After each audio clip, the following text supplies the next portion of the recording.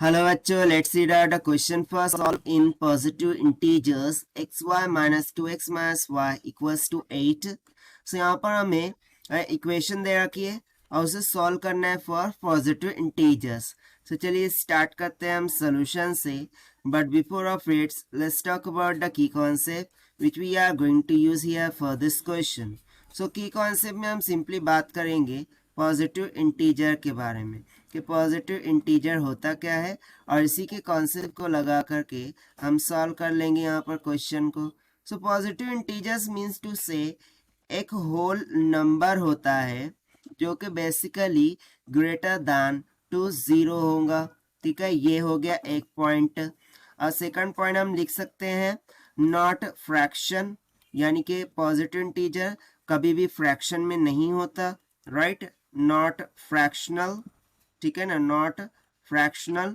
और यदि फ्रैक्शनल में नहीं होता यानी कि उसमें डेसिमल पॉइंट नहीं आएगा। ठीक है ना, सो यहाँ पर हम सिंपली बोल देंगे not a decimal number, not a decimal number. ठीक है, सो बस इसी कॉन्सेप्ट का हमें यहाँ पर यूज करना है हमारे सोल्यूशन के लिए। तो चलिए देखते हैं हम यहाँ से। तो सबसे पहले मैं इक्वेशन को राइट डाउन कर लेता हूँ कि X Y minus of 2x minus Y is equals to 8 दे रखा है। सो इसको ना डिफरेंट वैल्यूज ऑफ x के लिए हम सॉल्व करके देखते हैं। ठीक है, सो यदि मैं यहाँ पर टेक करूँ, ठीक है ना, टेकिंग x का वैल्यू इज इक्वल्स टू 2।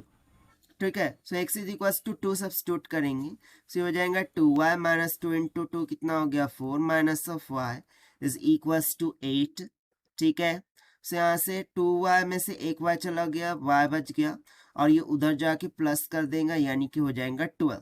सो जब x का मान 2 था सो उस टाइम पर मुझे y का मान कितना मिल गया, 12 के इक्वल मिल गया। उसी तरीके से we will take the value of x is equals to 3 पर लेकर देखते हैं क्या आता है। तो देखिए 3y हो जाएगा माइनस ऑफ 2 इंटू 3 कितना हो गया 6 minus of y is equals to 8। से यहाँ से 2 of y is equals to 6 plus 8 कितना हो जाएगा 14। से यहाँ से मुझे y का मान कितना मिल जाएगा 2 7 14। तो जब x का वैल्यू 3 होगा तो उस टाइम पर y का वैल्यू यहाँ पर हमें कितना मिल जाएगा 7 के इक्वल मिल जाएगा। अब उस तरीके से हम फर्दर सिंप्लीफाई करते हैं ना, यदि मैं 4 ले लूँ 5 ले लूँ तो उसके लिए वर्किंग नहीं करेगा। तो हम directly x is equal to 6 consider करते हैं। राइट, सो 6 रखने पर हो जाएगा 6y minus 6 2 12 minus y is equal to 8 हो जाएगा। सो यहाँ से 5y is equal to 20। So y will be equal to कितना हो जाएगा 4, क्योंकि देखिए मैं यदि 4 या 5 रखता तो उसके लिए फ्रैक्शनल नंबर आ जाता और वो एक पॉजिटिव इंटीजर नहीं होता, इसीलिए मैंने उन वैल्यूज को यहाँ पर नहीं लिया है। ठीक है ना, अब उसके बाद हम नेक्स्ट वैल्यू यहाँ पर लेंगे।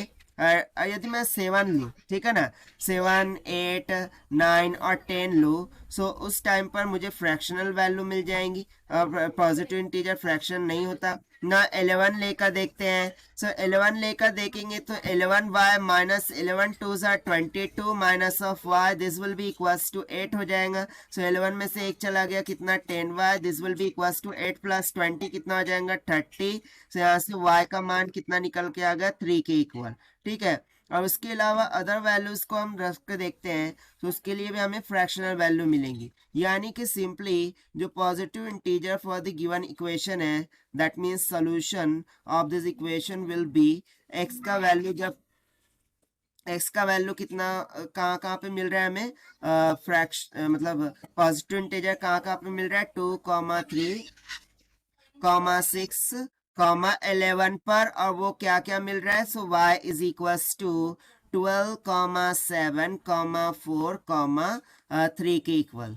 और देखिए यही हो जाएगा हमारा आंसर फॉर दिस क्वेश्चन, जो कि हमने सॉल्व किया है by using the concept of positive integer से। So this is the required solution. I hope you understood well. Best of luck, thank you.